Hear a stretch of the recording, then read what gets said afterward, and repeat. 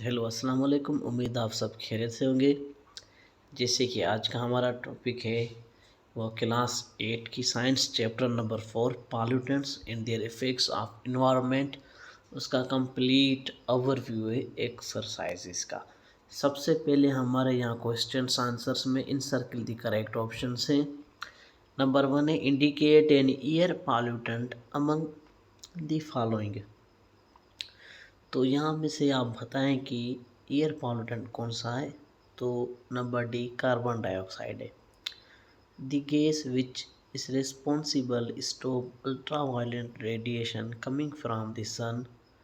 तो वो कौन सी है? नंबर सी करेक्ट है, ओजोन है।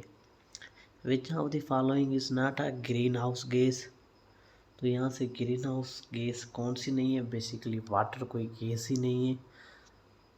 यहाँ पे the pollutants which mainly responsible for ozone depletion are, वो है हमारे chlorofluorocarbons. Identified at chemical which cause acid rains. हम कहते हैं oxides of sulphur and nitrogens जो हैं वो रेस्पॉन्सिबल होते हैं। Reason for increase in the amount of carbon dioxide in the air, deforestation, यानी फॉरेस्ट को ख़त्म करना। Which air pollutant when attach itself with hemoglobin reduces oxygen carry capacity। तो वो कार्बन डाइऑक्साइड है। the phenomena which does not lead to global warming, photosynthesis, gas and store are examples of non biodegradable materials हैं। the amount of which greenhouse can respond reasonably control हो सकती है वो carbon dioxide है। ये हमारे correct MCQ से। उसके बाद है what are the main air pollutants.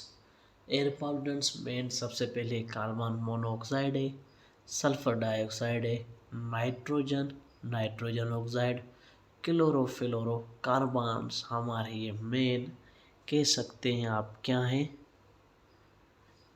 ये हमारे मेन है इनके पॉल्यूटेंट्स के।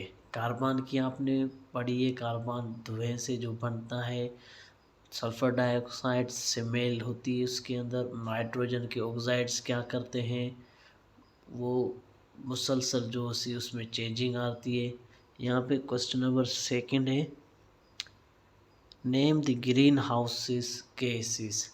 अब ग्रीन हाउस गैसेस में ज़्यादातर गैसेस जो हैं वो कोई एक गैसेस नहीं है। कार्बन डाइऑक्साइड है, मीथेन है, वाटर वेपर्स हैं एंड ऑक्साइड्स ऑफ नाइट्रोजन हैं जो ये ग्रीन हाउस गैसेस के पार्ट्स हैं। इन्हें हम ग्रीन हाउस गैसेस कहते हैं। उसके अलावा यहाँ पे है कि name which acids present in the acid rain. Acid rain में कौन से एसिड्स प्रेजेंट होते हैं और एसिड रेन में होता क्या है। बेसिकली एसिड रेन में सबसे ज़्यादा जो होते हैं वो तो आप कह सकते हैं SO2 उसमें होता है, सल्फर डाइऑक्साइड होती है, सल्फ्यूरिक एसिड होती है और nitric NO2 nitric acid. Mostly sulphuric acid और नाइट्रिक एसिड फॉर्म होते हैं। Ozone layer is important. Why ozone layer इसलिए इम्पोर्टेंट है, ozone layer is mainly important it's block the radiations emission from the sun direct effect to earth। वो इसलिए है कि वो हमारी हिफाजत करती है रेडिएशंस की, सन की डायरेक्ट जो हमारे प्लेनेट में पड़ने से उसकी हेल्प और सॉर्ट आउट करती है। वो सारा जो है वो काम करती है हमारी। ये आप कह सकते हैं कि ये हमारी ozone layer. 3R strategies strains for watt. 3R strategies हम कह सकते हैं वो हमें जो है कि मुख्तलिफ इकदाम लेते हैं उनके लिए स्टैंड आउट करते हैं। बेसिकली ये जो है हमारी रिन्यूएबल सोर्सेज और नॉन रिन्यूएबल सोर्सेज की वजह से 3R स्ट्रेटजीज जो होती है वो रीयूज़, रिसाइकिल और रिड्यूस को करती है। यानी आप एक चीज़ को रिड्यूस करें या उसे रीयूज़ करें या उसे रिसाइकिल करें। Write down the such three which can be recycled. कोई भी ऐसे 3 बताएं जो रिसाइकल्ड हो सकते हैं। वेस्ट ऑब्जेक्ट्स जो होते हैं नॉन बायोडिग्रेडेबल होते हैं मटेरियल से, वो हो सकते हैं आप प्लास्टिक से, वो रिसाइकलेबल होती हैं। शार्पर से, और बोतल्स जो भी हैं ग्लास रिसाइकलेबल होते हैं। कॉपर वायर्स होती है, ये सारी रिसाइकलेबल हमारे प्रोडक्ट्स हैं। Name the common methods which are use for solid waste management. अब सॉलिड वेस्ट मैनेजमेंट के लिए जो कॉमन मेथड इस्तेमाल होते हैं वो कौन से? सबसे पहले तो लैंडफिल होती है। इस मेथड में क्या होता है, solid waste are buried in properly designed landfills which are well managed for maintaining hygienic condition. It is relatively inexpensive method होता है। दूसरा इंसिनरेशन होती है, जिससे हम उसे बर्न कर देते हैं हाई टेम्परेचर में। तीसरा हमारे पास रिसाइकलिंग होती है, जिसे हम उसकी रिसाइकिल करते हैं। ये 3 मेथड है। Name the common. अब है how does ozone depletion contribute. हमारे सोलर सिस्टम के साथ ओजोन कंट्रीब्यूशन कैसे करता है? अब ओजोन डिप्लेशन हम कहते हैं कि जो वो लेयर है ओजोन की, वो हेल्प आउट और सॉर्ट आउट करती है हमारी। लेकिन जब ओजोन डिप्लेशन होती है तो उसको हम कैसे मतलब कि करें? तो बेसिकली जो लेयर्स होती हैं वो डैमेज होती है ओजोन की, उसे हम ओजोन डिप्लेशन कहते हैं। और वो इंक्रीज होती है किस सर्टेन केसेस की वजह से, और वो ज़्यादातर हमारी क्लोरोफ्लोरोकार्बन गैसेस होती हैं। डिप्लेशन मीन्स किसी भी चीज़ का ख़त्म होना, उसे डिप्लॉय करना। सो कार्बन फ्लोरो ये जो केसेस होती है उस लेयर को कमज़ोर करती है, और जैसे वो लेयर कमज़ोर होती है तो वो टूवर्ड्स कंट्रीब्यूट ही कर रही है हमारी, आप कह सकते हैं, ग्लोबल वार्मिंग की तरफ। उसे जो कमज़ोर करती है वो कार्बन फ्लोरोकार्बन गैसेस हैं, जो ज़्यादातर रेफ्रिजरेटर्स में यूज़ होती है, फ्रीजर्स में। How does sulphur dioxide is important pollute from where does it enter the atmosphere. Sulphur dioxide हम कहते हैं कि इम्पोर्टेंट है, वो इंटर कहाँ से होता है? जो सल्फर डाइऑक्साइड बेसिकली हमारी जो आप कह सकते हैं ये एग्जॉस्ट हैं कार्स की, इंडस्ट्रीज़ की, वहाँ से ये होती है। इंडस्ट्री से ज़्यादातर आती है, उनका जो धुआं होता है फॉग, वो इसे कैरी आउट करता है। जितने भी होते हैं ये कलरलेस होती है, स्मेल इसकी होती है, एसिड रेन काज करती है, ब्रीथिंग और कैंसर जैसी मर्ज भी अल्लाह हक करवा देती है हमारी सल्फ़र डाइऑक्साइड। ज़्यादातर जो भी स्मोक आपको नज़र आए वो सल्फ़र डाइऑक्साइड में उसका एक हिस्सा मुकर्रर होता है। थर्मल पावर स्टेशन से लेके बड़े जितने भी प्रोजेक्ट्स होते हैं उनमें ये लाजमी तौर होती है। Sulphur dioxide is important. अब कहते हैं कि describe the adverse effect of carbon monoxide और ह्यूमन सिस्टम। अब कार्बन मोनोऑक्साइड का क्या रोल है? Carbon monoxide is produce by the incomplete combustion of coal and other fossil fuels. पहले आप समझे कार्बन मोनोऑक्साइड पैदा कैसे होती है?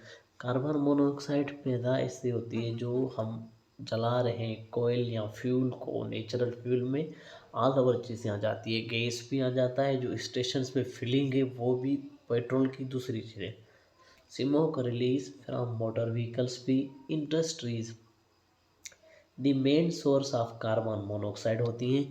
अब कार्बन मोनोऑक्साइड का तो हमें सोर्स का तो पता चल गया, कार्बन मोनोऑक्साइड की सोर्स क्या है, लेकिन कार्बन मोनोऑक्साइड करती क्या है? बेसिकली हम पहचाने कैसे कार्बन ऑक्साइड है क्या? Carbon monoxide is a colourless, odourless और पॉइजनस गैस है। It effects human organ badly. ये ह्यूमन हेल्थ के ऊपर सबसे पहले हमारे ऑर्गन सिस्टम पे अटैक करती है। हेडेक, ब्रेन, रेस्पिरेटरी प्रॉब्लम्स आया, it builds haemoglobin and reduce oxygen carrying capacity. Carbon monoxide हमारी ऑक्सीजन कैरिंग कैपेसिटी को ख़त्म कर देती है, और यही हमारे ऑर्गन्स के दूसरे ऑर्गन्स के ऊपर इफ़ेक्ट करती है। अस्थमा आप सुनी होगी, वो काज करती है। तो ये इसका वेल डिस्क्राइब हमारा आंसर था। दूसरा, एक्सप्लेन द फॉलोइंग फिनोमिना, जिसे हमने दो पहले डिफाइन कर चुके हैं। अब हम करेंगे ग्रीन हाउस इफेक्ट। सबसे पहले आया है, हम ग्रीन हाउस इफेक्ट आप समझे हैं क्या? हम कहते हैं सबसे पहले आप देखें, when sunlight falls on earth, जब भी सनलाइट अर्थ के ऊपर गिरती है, small part of its observe by the earth and converted into heat energy, छोटा सा उसका हिस्सा कन्वर्टेड हो जाए।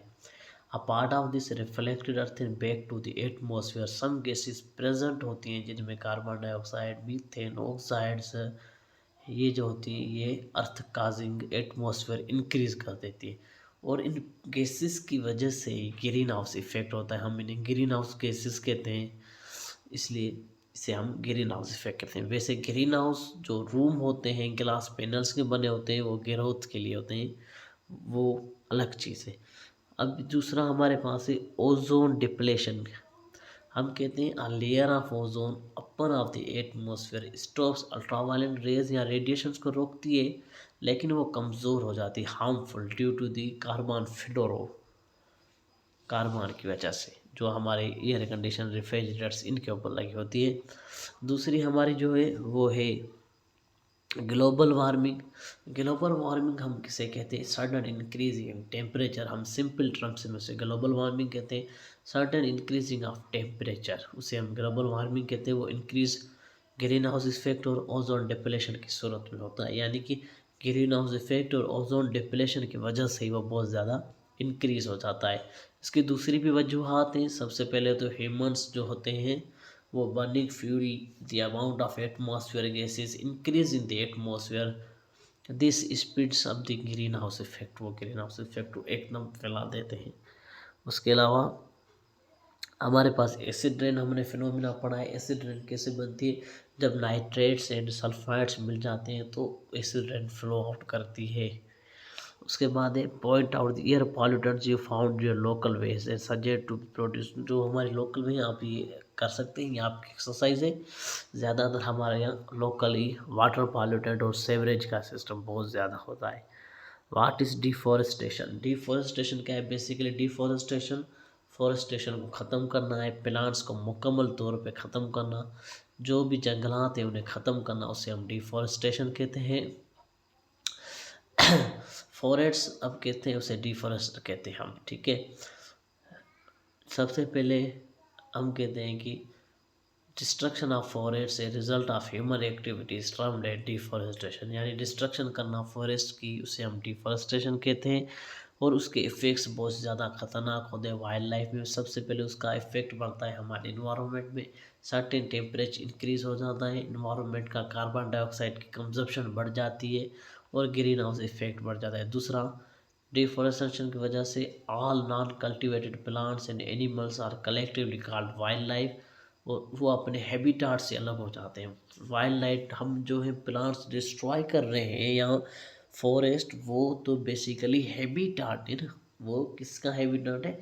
वो हमारे जानवरों के रहने की जगह है ना, हम उसे डिस्ट्रॉय कर रहे हैं। डिफॉरेस्टेशन का मतलब इतना सिंपल नहीं है। डिफॉरेस्टेशन में एक पूरी वाइल्ड लाइफ रहती है, उसके अंदर हर किस्म के जानवर आ जाते हैं, तो बेसिकली हम उनसे उनका घर छीन रहे हैं, उसे हम डिस्ट्रॉय कर रहे हैं, और इस तरह से वो स्पीशीज़ जो है वो डिस्कनेक्ट होती जा रही है। दूसरा, हम जो है कि डिफॉरेस्टेशन करने के जो सबसे बड़ा है वो कि हमारे नेचुरल रिसोर्सेज कम होते जा रहे हैं डिफॉरेस्टेशन की वजह से, क्योंकि हम क्या कर रहे हैं कि उसे मुकम्मल तौर पे ख़त्म कर रहे हैं, तो वहाँ पे जो फॉसल फ्यूल जो मोस्टली मिलने के इम्कानात होते हैं वो वहीं पे होते हैं, फॉरेस्ट पे होते हैं। हम उसे ख़त्म करने के लिए आए। डिफॉरेस्टेशन के लिए क्लाइमेट चेंजेस, बिल्कुल एटमॉस्फेयर चेंजेस आ जाती है, certain atmosphere changes, increasing in temperature most common issue होता है। ग्लोबल वार्मिंग और green house effect certain increase कर जाता है डिफॉरेस्टेशन से। ये सर्टेन इंक्रीज मतलब ऐसे नहीं कि आप समझे कि एकदम से होगा, लेकिन ये एक प्रोसेस को स्टार्ट या इनिशियल करता है ग्लोबल वार्मिंग को, जिससे वो day by day, year by year increase होती रहती है। Suggest way management of solid waste, ये हम पहले पढ़ चुके हैं। या तो उसे रिसाइकल करें, या तो उसे बर्न आउट करें, या तो उसे, एक होता है बर्न आउट, दूसरा होता है बरीड आउट कर दी, ये आप पढ़ चुके हैं तीनों। Recycling is a good press हमने कर चुके हैं। रिसाइकलिंग, रीयूज़ और रिकंडीशन ये हमने 3 स्ट्रेटजीज पढ़ ली है। Controlling pollution is responsibility for all, बिल्कुल उसे हर कोई अपने हिसाब से कंट्रोल करे। सबसे पहले रिसाइकलेबल रीयूजेबल चीज़ें इस्तेमाल करें। उसके अलावा जो है कि एक सॉलिड वेस्ट मैनेजमेंट को फॉलो करें और इन्वायरमेंटल कैंपेन करें, रिस्पॉन्सिबिलिटी फॉर ऑल करें। डिफॉरेस्टेशन को मुकम्मल तौर पे बैन करना चाहिए या ख़त्म करना चाहिए। Trees should be grow along the road sides पे या पार्क्स में ज़्यादा से ज़्यादा आप ट्रीज ग्रोथ करें। 3R स्ट्रेटजीज़ को फॉलो करें, रिड्यूस करें, रीयूज़ करें या रिसाइकिल करें। CFC फ्री प्रोडक्ट्स यूज़ करें। Engines ah vehicle should be turn properly, या आप EV पे मूव आउट करें, इलेक्ट्रिक व्हीकल्स पे आ जाए। कंजप्शन अगर आप इतना नहीं कर सकते तो आप कम से कम हाइब्रिड के ऊपर आ जाए, हाइब्रिड इंजन्स के ऊपर आ जाए। एसिडिक इंडस्ट्रियल एग्जॉस्ट को न्यूट्रलाइज किया जाए। फैक्ट्रीज जो है वो अर्बन एरियाज़ पे शिफ्ट की जाए, जहाँ पे अर्बन एरिया से बहुत दूर हो, रूरल एरियाज़ में लगाई जाए। Sulphur and lead free use vehicle करें। इंस्टेड ऑफ पर्सनल कार आप ट्रांसपोर्ट यूज़ करें। डोमेस्टिक और सॉलिड वेस्ट को डंप्ट करें ओपन प्लेसेस पे, जहाँ पे वो मुकम्मल तौर पे रिसाइकिल हो जाए। Thank you. तो ये हमारा चैप्टर नंबर 4 था, जिसमें हमने ऑल ओवर सारा इसका एक्सरसाइज सॉल्व आउट किए। हमारे नेक्स्ट वीडियो में आप देखेंगे एक सीरीज़ चली है, हमने इससे चैप्टर्स पहले एक ओवरव्यू सबका ले चुके हैं, हम उनको डिफाइन कर रहे हैं उनकी एक्सरसाइजेस को। अभी हम चैप्टर 5 करेंगे, उसी के जैसे ही ये कंप्लीट हो गए तो हम क्लास 9th का अपना कोर्स स्टार्ट करेंगे। Thank you.